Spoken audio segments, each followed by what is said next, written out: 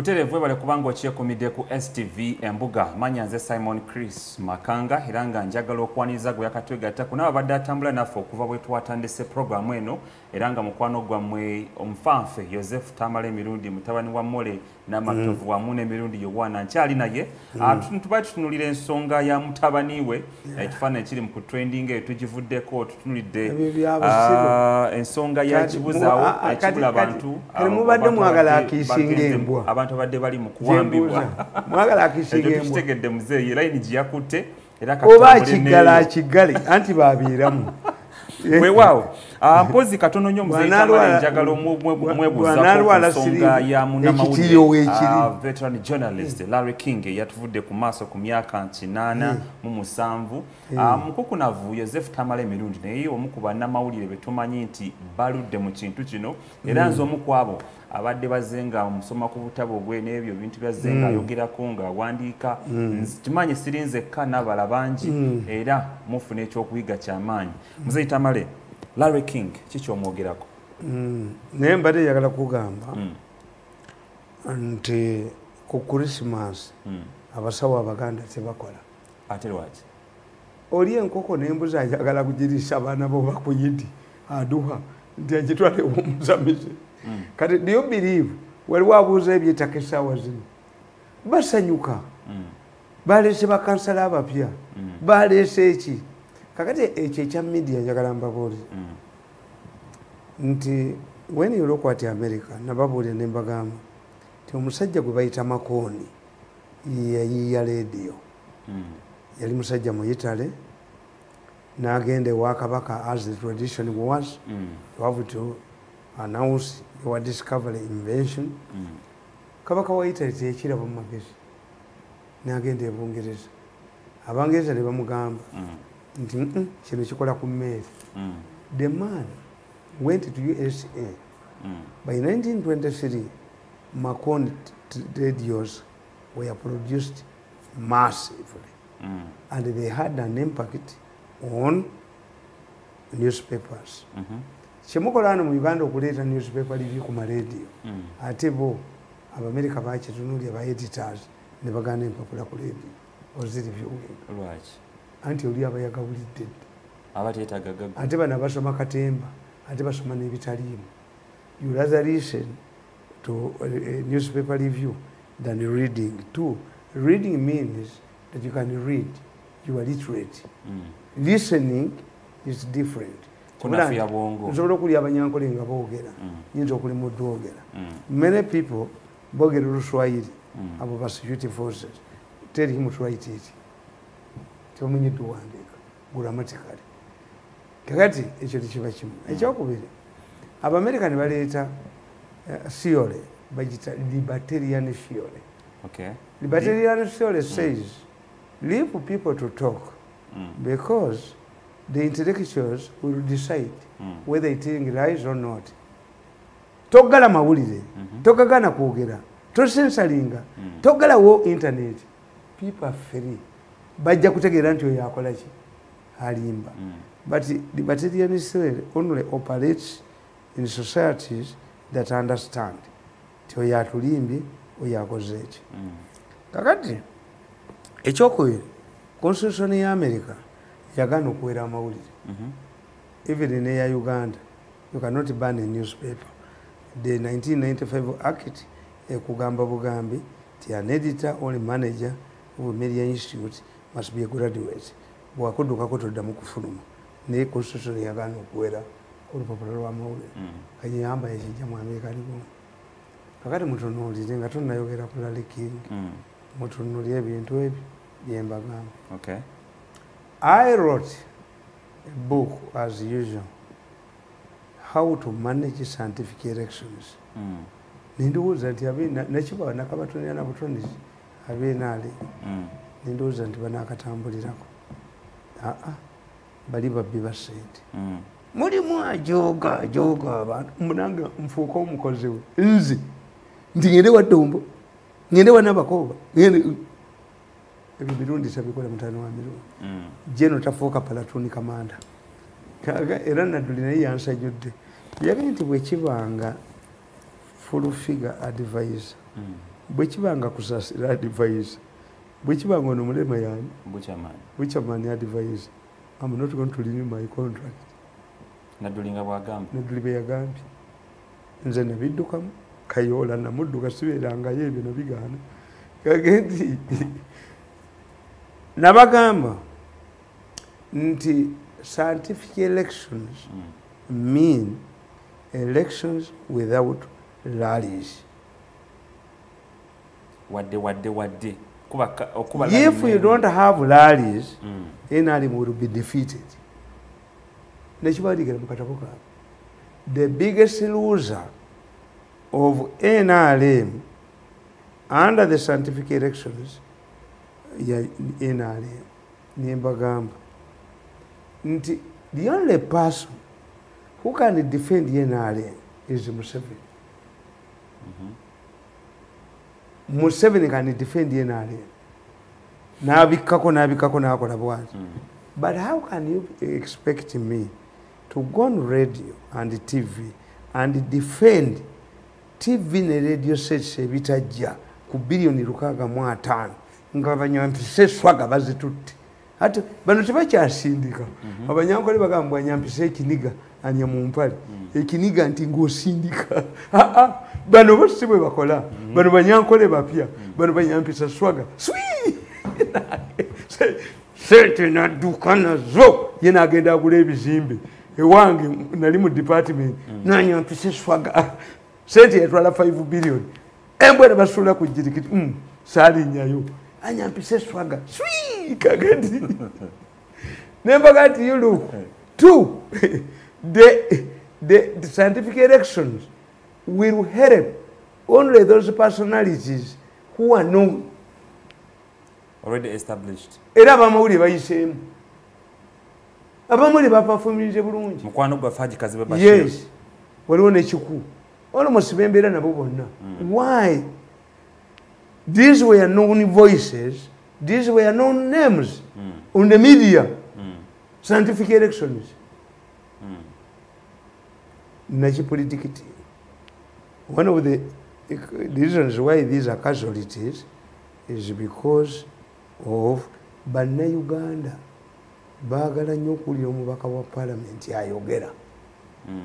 Parliament is for orators. Parliament is for eloquent speakers. This is bakusirika busirisi. Njagala mbabuulire mu image. Many people don't take certain things seriously. How come that Imbwatekamo can move from one constituency to the other now Wangula? We were mzee Tamale. Atuchali kwecho Charlie King. Kakati nkugamba nti media in America ya njawulo. Society ya America believing mu media. What about in Uganda? Because the media is credible. Muchitunuli society z'abazungu abo. Waliwo mukyala nga bamuyita Kereya Short. Kereya Short yali minister for overseas development. Kali kawala katoboye kati. Era kanabyo yakagamba mbu obaka ayogera kinga kawana Museveni. Naka her brain is short as her name. Kereya Short yalekulira obwa minister bwa Bungereza. N'afuuka correspondence wa Bungereza. The minister, Kereya Short, who wanted to arbitrate between Uganda and Rwanda at one stage, and he visited Kigali as a minister, went back to interview Kagame, President Kagame, as a BBC correspondent. There is more money and prestige in BBC in doing journalistic work. Ali go, where he agala sent, what did he do? Ali go. Bill Gates yamugamba tunabazenga computer zange nyoko yanazigula. Yagenda kubeera a former vice president of the United States of America. Yakola ku TV. It tells you Tibalale King temubere admire them, but their society and audience enabled them. Amawulire mu America. Wembadenge nokubuliza kasaka kugamba nti ogenda kugoba ogenda kugwa. Nze awembanyala kubuliza ekibuuzo mzee Tamale. Inti media in Uganda, is it recognized or not? Anti kiri bwekiti. Yo media weri mu Uganda. Is it a media? a media must give a platform to the voiceless. A media at a maturity level must set the agenda. A media signs a covenant, an unwritten covenant with the masses. Babikola, where do you find a country where it is alleged, claimed, even if it is done by a madman, that is these southern Ugandans who were supposed to be taken to Arab countries, ended up in New Delhi and their organ is extracted.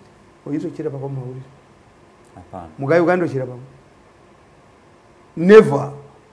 Because this is a conduit of mafiaism.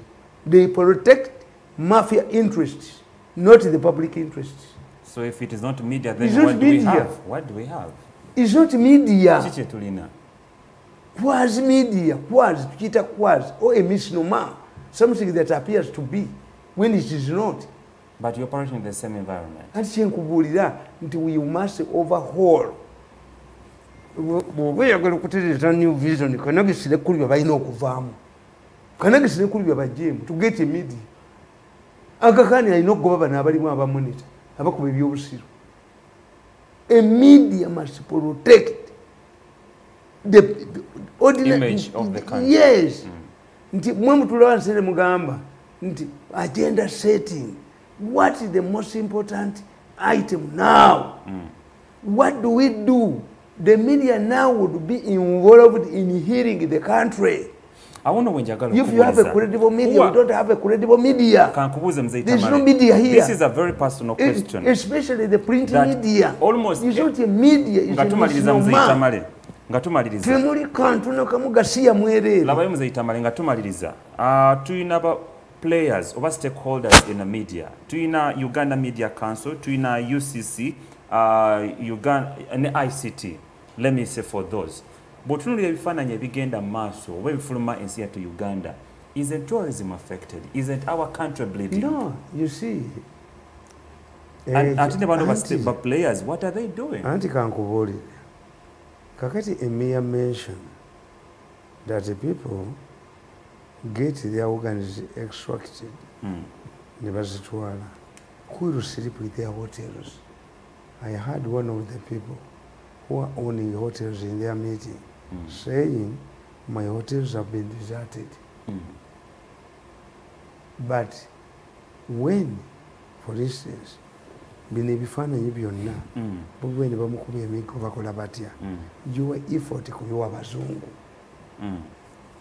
Besigye yalina enkola nga bwe bakuba abainaaleeni yakubako emmotoka za takisi 40 twanoonya ebifaananyi nga tebiriiyo. Besigye yabigulirangawo. He knew the damage. The media in Uganda does not know the damage. Media in Uganda yerowooza like a peasant. Banzibyeko poloti yange n'ekyapa ky'ettaka kankiba. This is your country. Is your country. A media can sit down. Fene kakande twali to reporting Human Rights Commission. Kakati judge yali akulira Human Rights Commission yali ava mu Northern Uganda nga bamuyita Oda. Ng'otwala oli mu Northern Uganda lubi nnyo n'avaayo n'akola interview n'agamba the evidence I've seen in Northern Uganda Zelangi indicates that NRA is involved in killing people. Kakanda achibuuza Museveni, Your Excellency, the chairman of the Electoral Commission claims that he has credible evidence that NRA is involved in killing people. President Nanyiga. Who? The chairman of the Electoral Commission. Which commission? Who? It Mr. Justice Order. He is financing the rebel activities. He must be arrested. What happened? As we summarize. Twatula n'aba mawulire. It was not mentioned anywhere. He sat as General Salo said. The president was annoyed. he couldn't believe that a judge he appointed. You see, that's where religious leaders lose. If you get such information, seek audience with the president. The only problem is that the president is not seen. The president is mocking it, is sorrowed. One time, Tinayogera Nachibisobolwanga for 5 hours. And if I mention it, I sat with Rwanga in his office for 5 hours. We talked about a number of issues. One of his disappointments, Cardinal Subuga used to have a hotline which he does not have. Yes, a religious leader must have a hotline to the president. The president yaita Cardinal Wamala. Nakalimanga yeta bimanyi. Wamala naga nzene mirimo general seyongezi. Nga nakalimanga mbi Wamala nti ali busy. Where did Nakalima do diplomacy? Wow, tukenda kubanga tetu suka wanena kandi katutwali. Nejo baka santi mu yali president yali bade senior diplomat. Senior diplomat. Mwebale kutambula nafe. Regional balance. Regional balance. Amanya nze Simon Chris Makanga. Tujja batukoma ono mkuku na Joseph Tamale Mirundi onakuija kubera lwakubiri mu STV Sharp Talk. Kadi wabadde yakala mwana mu college. Alwaina. Wabadde yakala mwana nge mu. Mutabaniwo. Mutabaniwo mutuze mu council. Byali mu byebyo wadenga jali na ye muyite akomewe waka kale kachi counseling afana nabo mpoza ave nenda ave wa Bobi Wine ave mu ebyo nebo abanga jali mubere bulungi kale kachi gali mweraba kachi gali abalatu bachigali.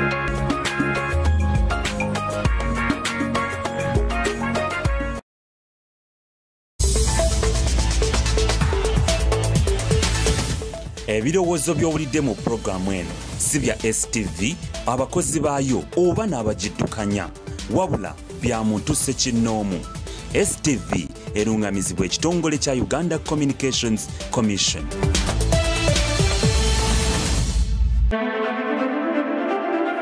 Hey guys, you're watching STV. Select for fun.